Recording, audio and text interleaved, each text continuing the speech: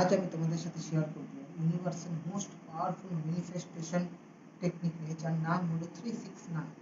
এটি সম্পর্কে প্রথম বলেছিল আমাদের স্যার নিকোলাস টেসলা। আর এই ম্যানিফেস্টেশন টেকনিকটি কাজ করে ইউনিভার্সের ফ্রিকোয়েন্সির উপর, যা আমাদের হেল্প করে খুব তাড়াতাড়ি আমাদের ডিজায়ারগুলোকে আমাদের রিয়েল লাইফে বাস্তবায়িত করতে।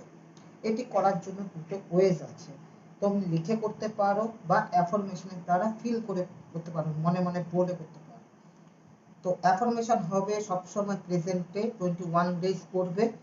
সকালবেলায় ঘুম থেকে উঠে তুমি 3বার লিখবে বা বলবে তোমার ডিজায়ার সেটা পূরণ হয়ে গেছে, এবং সেটাকে অনুভব করবে যে সেটা তুমি বাঁচছো।